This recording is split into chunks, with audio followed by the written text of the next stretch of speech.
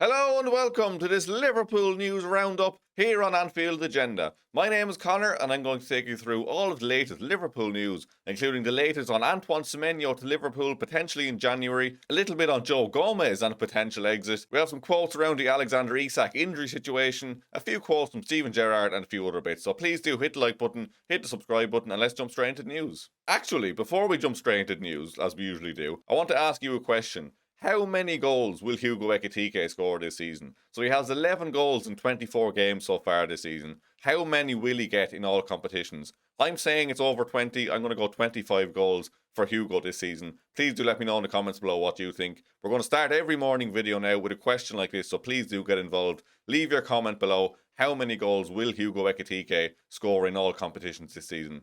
Let's start off with Antoine Semenyo then. So obviously a name that has been linked with Liverpool for a long time now. There's reports that we could be speeding up this now that Alexander Isak is injured, but there has been some confusion this morning. So Anfield Edition on X put up a quote and it's been kind of relayed by other accounts as well. It said, breaking from Guardian Sport, Antoine Semenyo has agreed personal terms over a January move to Liverpool. Now, I don't want to burst everyone's bubble, but if you actually do read the article, it says Liverpool are hoping to bring in Antoine Semenyo from Bournemouth in a £65 million deal, with the informed wide man having reportedly agreed personal terms over a January move. So the Guardian themselves are not saying he's agreed personal terms. And when you do dig a bit deeper as to who that report originally was from, it was Indy Kayla who said it back in early December. So maybe don't get too far ahead of ourselves in this one. I don't think he has actually agreed personal terms. I'm sure they probably wouldn't be an issue, but people are running with this morning thinking right, that's it then, done deal, we're going to get him.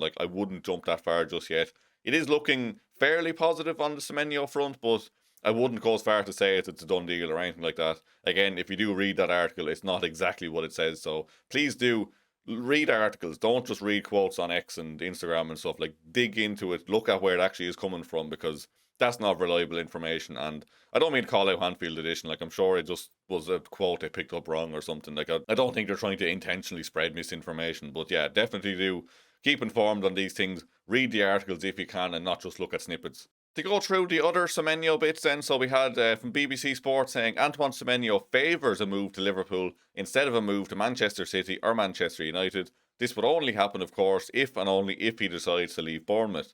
Then from Fabrizio Romano said Liverpool called in November about Semenyo, but there's been no follow-up so far. But Liverpool can be active this window. This follows some reports yesterday as well from The Athletic, I believe, who said that there are plans may be accelerated to sign someone in January, given the fact that Alexander Isak is facing a lengthy spell on the sideline. So wouldn't be one bit surprised if we do push the button and go and get Antoine Semenyo, but again, I wouldn't be going as far as to say personal terms have been agreed or anything like that. I'm sure, again, there wouldn't be an issue. I'm sure we would come to an agreement if we do want the player. I'm sure it wouldn't be too much of an issue, but it is looking 50-50. It looks like Man City and Man United have made more contact there, slightly further along, let's say, in contacts and in the race for his signature as such, but there's been a few reports now saying that he favours Liverpool over the other two. So I think if we do go in fully, we will get him. I think we really should. I think we just need more bodies up front now. If Isak is looking at a few months out at least, we'll talk about more in a minute. But Semenyo makes sense. Good price, good player. Player we wanted anyway. And now that Isak is out, we will need more options. So please, Liverpool, go and get it done. Richard Hughes, use your Bournemouth contacts, use your aura, use everything. Just get Antoine Semenyo to Anfield, please and thank you. Let's move on to Alexander Isak's injury then. So this comes from Paul Joyce, who said, there was some surprise among Liverpool staff that the challenge on Isak went without censure in a game in which the referee John Brooks showed red cards to Tottenham's Xavi Simons and Christian Romero. Whilst Liverpool are waiting further results of MRI scans on Isak's left leg before confirming an exact diagnosis, the mood is gloomy. Now, we reported yesterday, or I reported in the morning, that the way it was reading, it was right, it's not his knee, it seems to be lower down his leg, which is a positive. If it is a leg break, which seems to be from David Ornstein and a few others, that seems to be what has happened here.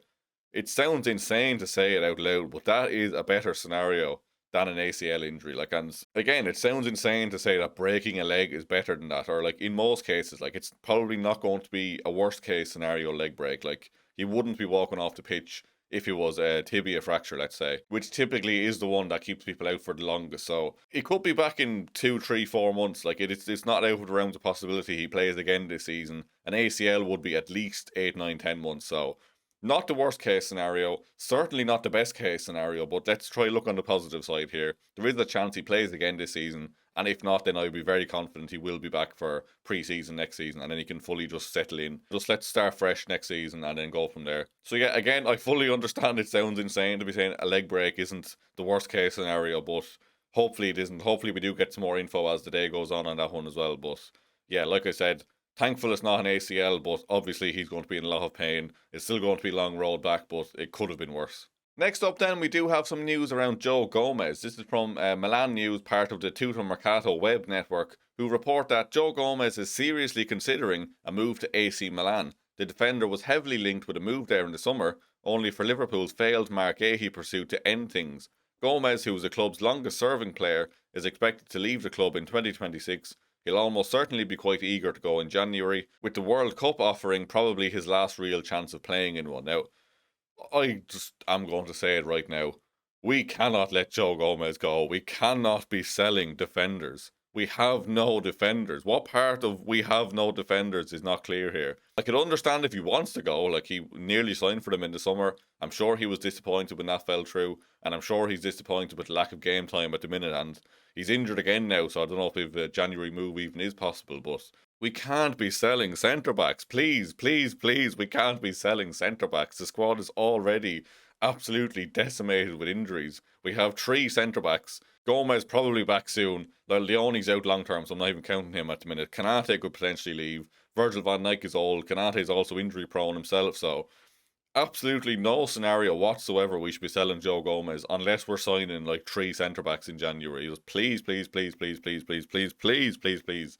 Do not sell Joe Gomez in January. Please, for the love of God, do not let him go. Next up then, some quotes from Steven Gerrard on Arne Slot. He was speaking, he said, "I don't want Arne Slot to lose his job. I want him to fix this and turn it around and make Liverpool great. I was bouncing all over the city 4 or 5 months ago when Liverpool won the league. I'm a Liverpool fan. I want the best for Liverpool. But if Liverpool need me in any department at any time, I'll be there for them." So, doesn't want him to lose his job, but is also saying I would be an interim manager if he does go. That's what I read from that one anyway. He said he would help in any department. Stevie, please, could you slot in at centre-back if needs be? Because we could be looking for you. We're not expecting miracles, but look, if you could just put in a shift, I'm sure you're more than capable of doing it. Please do offer your services. Just get in there. Again, we need legs. We could do legs up front either if you fancy playing striker. So, you said any department. You know, but yeah, like I agree. Like I've said I'm Arne Slot out, but ultimately I do want him to turn it around. I want to have those moments again where he's leading us to trophies. It's very hard at the minute, and this again leads into another stat I seen a minute ago. I'm just going to pull this up now. So here we go. Liverpool have produced 5.8 xG from open play against Spurs, Brighton, Inter, Leeds, Sunderland, and West Ham. So less than a goal per game created in xG, and I know xG isn't the be all and end all of things, but it kind of ties into what I was saying yesterday. I think a lot of our results lately are again tied to individual brilliance. Like that Isak finish, fantastic. Ekitike's header had absolutely no right to be sticking that top bins. Like, it's coming down to individual brilliance at the minute rather than us completely breaking down teams, creating chance after chance after chance. So again, I'm still not convinced by Slot, but like Stevie said there, I would love him to turn it around. I would love us to dominate Europe, dominate the Premier League with Arne Slot at the helm, but I'm struggling to really see that at the minute. That's all from me this morning anyway. If you have enjoyed the video, please do hit the like button, hit the subscribe button before you head out. Craig will have a video out in the afternoon around 4 or 5 p.m. and will be live this evening from 8:45 then as well, as always. So please do keep an eye out for those. Hit the like button before you head out. Thank you very much for watching, and I will see you very soon.